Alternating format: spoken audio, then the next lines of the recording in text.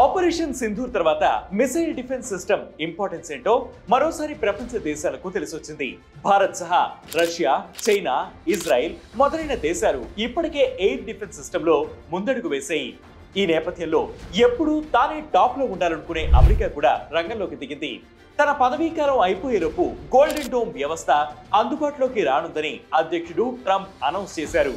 మరి ఇది నిజంగానే అమెరికా సెక్యూరిటీ కోసమా లేక వేరే కారణాలు ఉన్నాయా? అమెరికాకు 100% ప్రొటెక్షన్ అందించే గోల్డెన్ డోమ్ ను 2029 నాటికి లాంచ్ చేస్తామని ట్రంప్ అనౌన్స్ చేశారు. హైపర్సోనిక్ మిసైళ్ల నుంచి డ్రోన్ల దాకా ఇది అన్నిటికీ అడ్డుగోడలా నిలుస్తుందన్నారు. ఇందుకోసం $175 బిలియన్ ఖర్చు అవుతుందని, ముందుగా $25 బిలియన్ పెట్టుబడి పెడుతున్నట్లు ట్రంప్ ప్రకటించారు. ఈ డిఫెన్స్ సిస్టమ్ కోసం స్పేస్ లోనే స్పెషల్ శాటిలైట్లను, ఇంటర్సెప్టర్లను, సెన్సార్లను ఏర్పాటు చేయనున్నట్లు తెలుస్తోంది. అయితే రియాలిటీలో ఈ కథ వేరే ఉందని విమర్శకులు చెబుతున్నారు. ప్రెసిడెంట్ రొనాల్డ్ రీగన్ హయాంలోనే తొలిసారి ఈ మిసైల్ డిఫెన్స్ సిస్టమ్ కు పునాదులు పడ్డాయి. అప్పట్లోనే స్పేస్ బేస్డ్ లేజర్స్, ఇంటర్సెప్టర్స్ ను అందించాలని 1983లోనే ప్లాన్స్ వేశారు. కానీ అది ప్రోగ్రెస్ అవ్వలేదు. అప్పటి నుంచి ఇప్పటి వరకు మిసైల్ డిఫెన్స్ కోసం అమెరికా $531 బిలియన్ ఖర్చు చేసిందని విశ్లేషకులు చెబుతున్నారు.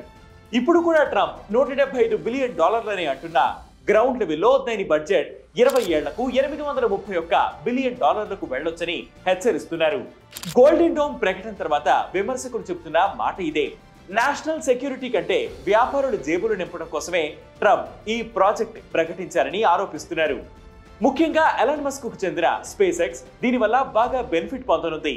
ఎలాన్ మస్క్ కు చెందిన స్పేస్ ఎక్స్ సహా ఆయన టైప్ అయిన స్టార్టప్స్ పలాంటీర్, ఆండరెల్ ఈ గోల్డెన్ డోమ్ రేస్ లో ముందున్నాయి. ఇది ఓకే అయితే డిజైన్ కాంట్రాక్టులతోనే వీళ్లకు $6 నుంచి $10 బిలియన్ల ఆదాయం సమకూరనున్నట్లు రైటర్స్ కథనం పేర్కొంది. దీనికి తోడు ఎలాన్ మస్క్ దీనిని సబ్స్క్రిప్షన్ మోడల్ ప్రపోజ్ చేశారట. దీనికి కానీ అమెరికా ఓకే అంటే సుదీర్ఘ కాలం పాటు మస్క్ కు ప్రభుత్వం నుంచి భారీగా రెవెన్యూ వస్తుంది. ఈ ప్రాజెక్ట్ లో దేశ రక్షణపై నిజాయితీ కంటే బిజినెస్ ఎక్కువ కనిపిస్తోందని విమర్శకులు చెబుతున్నారు. ఉక్రెయిన్ లో స్టార్లింక్ శాటిలైట్లకు కాంట్రాక్టులు దక్కించుకున్న మస్క్ ఈ ప్రాజెక్ట్ ద్వారా రెవెన్యూ పొందాలని చూస్తున్నారని, ఇందుకు ట్రంప్ సహకరిస్తున్నారని ఆరోపణలు వస్తున్నాయి. అంతేకాదు గోల్డెన్ డోమ్ అందుబాటులోకి రావాలంటే ఎన్నో టెక్నికల్ ఛాలెంజెస్ కూడా ఉన్నాయి. ఈ సిస్టమ్ పనిచేసేందుకు కొన్ని వందల శాటిలైట్లు కావాలి. హైపర్సోనిక్ మిసైళ్ల వేగాన్ని అందుకుని వాటిని కట్టడి చేయగలిగే టెక్నాలజీ ఉండాలి. మిసైళ్లను నేరుగా షూట్ చేయగలిగే లేజర్ వెపన్స్ ఉండాలి.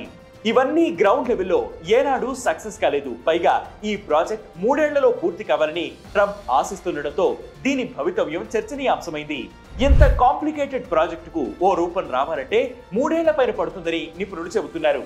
ఇక ఈ గోల్డెన్ డోమ్ ప్రకటనను చైనా, నార్త్ కొరియా దేశాలు తప్పుపట్టాయి.